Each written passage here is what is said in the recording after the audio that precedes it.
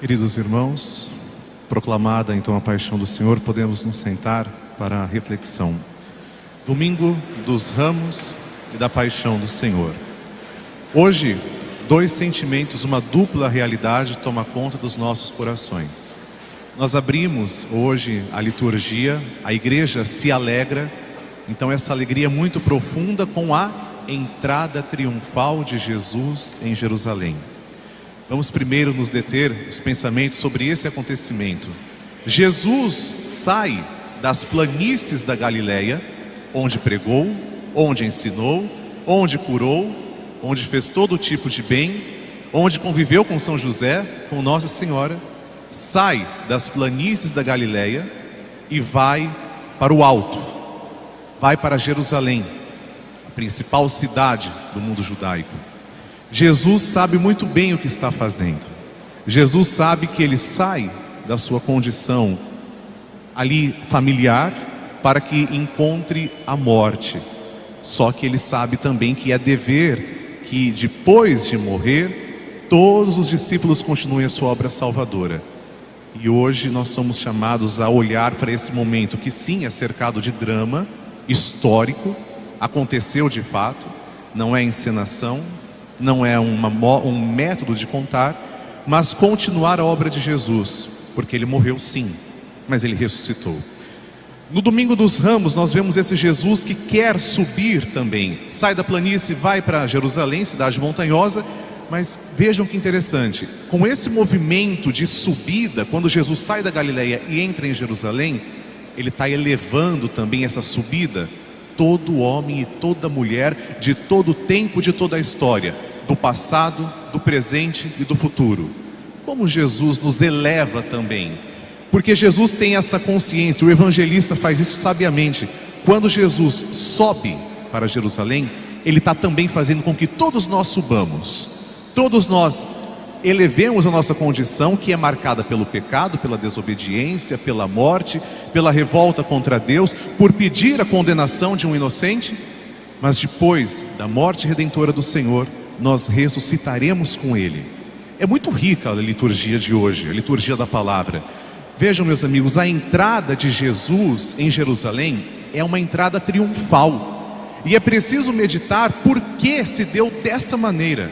Não foi ao acaso que Jesus escolheu um jumentinho, não foi ao acaso que esses ramos que estão aqui junto à cruz foram os instrumentos utilizados, promovidos pela natureza, para que a multidão aclamasse Jesus. Vamos lá, Jesus está às portas de Jerusalém e o verdadeiro rei vai entrar. Hosana, o grito de Hosana que toda a multidão exclamou, Hosana significa salva-nos, salva-nos, Senhor. Isso significa a palavra Hosana, salva-nos. É uma multidão que está pedindo para Jesus salvar. Só que infelizmente a mesma multidão que agora no Domingo de Ramos está rejubilando, está alegre, está balançando os ramos para Jesus, essa mesma multidão, é verdade que depois de muito ter sido manipulada, é verdade que depois de ter sido amplamente falsificada com o pensamento sobretudo dos invejosos da época, mas é essa mesma multidão que vai gritar: crucifica-o. E assim acontece com todo ser humano. Nós temos também entre nós constantemente uma dupla realidade, o bem e o mal guerreando. Faz parte de todos nós. O mal está também na essência. Pelo batismo nós somos mergulhados, batismo é mergulhar, morremos, ressuscitamos com o Senhor. Só que a semente do mal que está presente no mundo também nos atenta. Essa tentação de optar pela violência, de optar pela maledicência, de optar pela condenação, crucifica, que o sangue dele caia sobre nós, mesmo que em um momento anterior nós tenhamos comido com o Senhor, mesmo que no momento anterior nós tenhamos nos alegrado com as obras que ele fez, infelizmente esse sentimento também está sujeito a entrar no nosso coração, e é por isso que Jesus está dizendo ali: vigiem, fiquem acordados. E assim é toda a vida cristã. Nós não podemos perder um minuto só de sobriedade, de vigilância. Não podemos nos dar ao luxo, porque é justamente através desse minuto, desse fragmento, às vezes de um instante, que nós fazemos as péssimas escolhas e todo o nosso coração se volta para o mal. essa multidão estava feliz. Essa multidão, porque, vamos lá, por que os ramos? Por que Jesus montado no jumentinho? Essa multidão estava tão feliz que ela não sabia, ela não tinha penas para aclamar o imperador, ela não tinha plumas para receber o rei. Essa multidão está vendo que Jesus está ali, às portas de Jerusalém, então ela improvisa. Os ramos são um improviso, improvisam algo que a natureza estava fornecendo ali. Eles improvisaram então os ramos e começaram a balançar, se alegrando com a entrada triunfal de Jerusalém, de Jesus em Jerusalém. E essa multidão, tem até um cântico, acho que vocês conhecem: os filhos dos hebreus, com ramos de palmeira, correram ao encontro de Jesus nosso Senhor. Quem é essa multidão? Essa multidão é formada pelos filhos dos hebreus. Hebreu não é necessariamente judeu. Sabe o que significa hebreu? Hebreu significa marginalizado.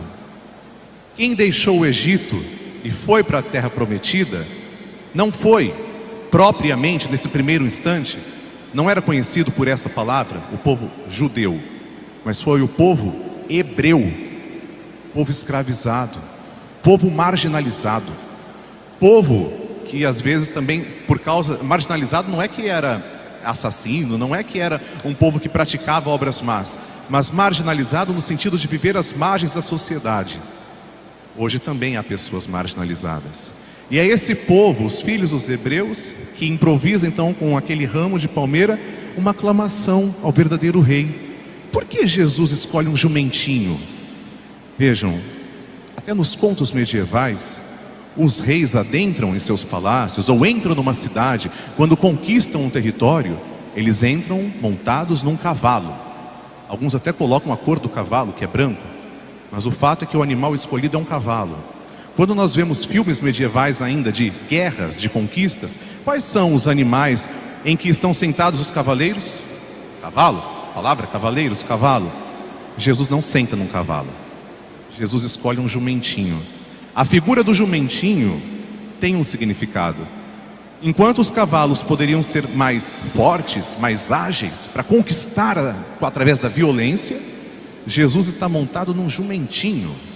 Vejam a simplicidade do rei. Diante de um rei que está entrando na cidade para morrer, para ser escarnecido, diante de um rei que está entrando na cidade para levar cusparadas, bofetões na cara, alguns se decepcionaram, entre eles Judas Iscariotes. Qual era o grande problema de Judas? O grande problema de Judas é a falsa concepção do rei que esperava. O povo, aí sim, mais tarde, depois com a tribo de Judá, já estabelecidos, assim a palavra judeus é mais empregada com propriedade. O povo judeu esperava sim o Messias, mas não esperava que o Messias fosse da forma como esse se apresentou, que é justamente o único Messias, nosso Senhor Jesus Cristo. Ao verem Judas, por exemplo, Judas, acredito que ao ver Jesus montado num jumentinho, ao ver a multidão de marginalizados, não tinha gente da alta sociedade, os sumos sacerdotes, os escribas, os doutores da lei, não estavam aclamando Jesus entrando em Jerusalém, mas sim os filhos dos hebreus, a multidão marginalizada. E acho que Judas, quando viu que esse era o tipo de Messias, no seu coração certamente pensou: não deve ser aquele de quem falam nas Sagradas Escrituras. Tudo isso por questões de julgamentos de aparência, porque Jesus não cumpria o ideal que se tinha para a sua época. Hoje também, qual é o nosso Messias? Quem é que nós esperamos? Em quem confiamos? Quando olhamos para Jesus na cruz, é muito difícil ver o sofrimento que ele passou, concordo? Dificílimo. E hoje, tomado ainda de grande admiração, eu quero lembrar as palavras do Papa Bento XVI, de saudosa memória. Eu explico quem é esse que nós depositamos a nossa fé, em quem depositamos a fé e confiamos.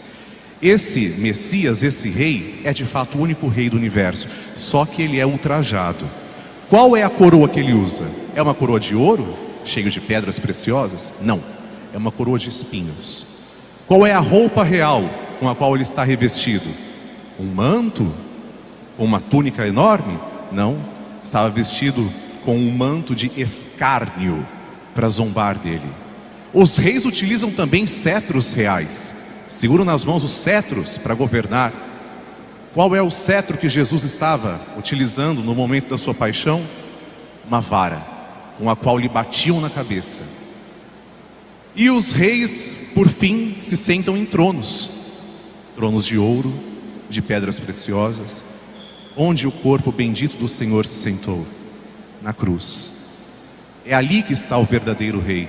E é justamente em olhar para essa cruz e ver que o próprio rei foi crucificado é que consiste o desapontamento de uma multidão.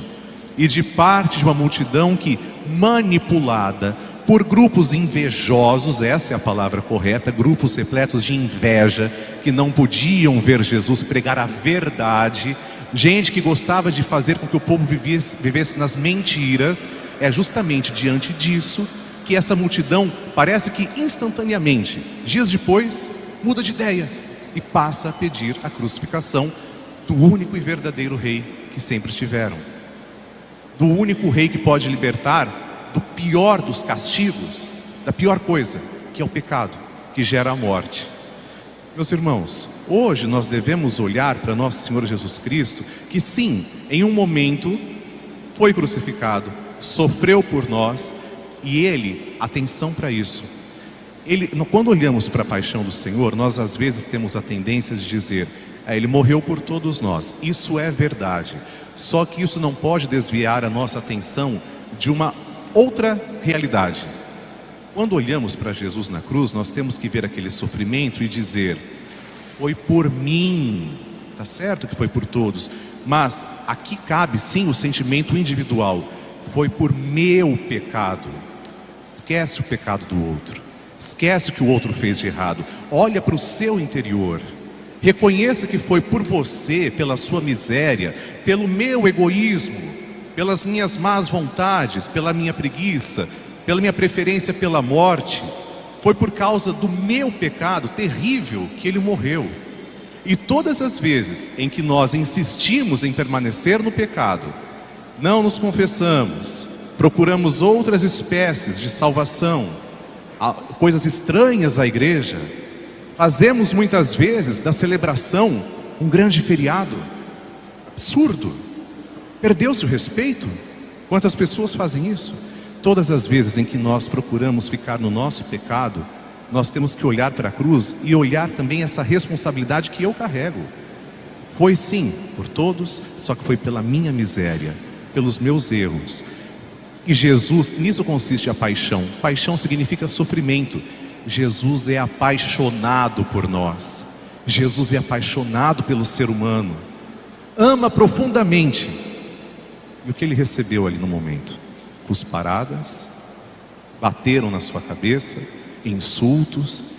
A última tentação de Jesus: se és o Filho de Deus, desce da cruz. Salvou tanta gente, curou tanta gente, ressuscitou até Lázaro. Se és o Filho de Deus, então desce da cruz. Essa foi a última tentação que Jesus sofreu. Difícil também, porque o próprio Deus se esvazia. Esse movimento de esvaziar-se, Deus desce para que a gente suba. Deus assume nossa mortalidade para que nós assumamos a sua imortalidade. Esse movimento de se esvaziar para engrandecer o ser humano, voltar à dignidade para a qual ele foi criado, é justamente esse movimento que às vezes dá um nó na nossa cabeça, que é difícil compreender. Meus queridos irmãos, nos alegremos. Nós estamos hoje com Jesus às portas de Jerusalém, cantando Hosana, agradecendo porque o Senhor fez muitos milagres. E nesta Semana Santa façamos jus ao que ela é santa. Se você ainda não teve oportunidade de procurar o sacramento da reconciliação, procure. O Papa Francisco tem pedido isso insistentemente. Maior queixa do Papa Francisco: não suporto, diz o Sumo Pontífice, não suporto ver paróquias que estão fechadas, não querem que os fiéis venham. Aqui nesta paróquia, graças a Deus, é o contrário, sempre disponível, pelo menos é o que eu tenho visto. Hoje de manhã, Padre Juarez e eu atendemos confissões. Segunda-feira, depois 7h30 da noite, haverá também confissões. confissão, para que você se reconheça e prepare também a sua semana de forma santa, lembrando que a semana é santa. É o momento de meditarmos a centralidade da nossa vida, porque todo o ano litúrgico, Natal, tempo comum, Quaresma, todo o ano litúrgico está voltado para esse momento que vamos viver agora. Por isso que é chamado pelos antigos de Semana Maior, com o ápice no Tríduo Pascal, que consiste na ceia do Senhor, na paixão do Senhor e na sua ressurreição. Façamos, meus irmãos, desta semana realmente santa e voltemos os nossos corações, porque Ele nos ama. Ele é apaixonado por nós, até o fim, até a cruz. Louvado seja nosso Senhor Jesus Cristo. Creio em Deus Pai Todo-Poderoso, Criador do céu e da terra, e em Jesus Cristo, seu único Filho, nosso Senhor, que foi concebido pelo poder do Espírito Santo, nasceu da Virgem Maria,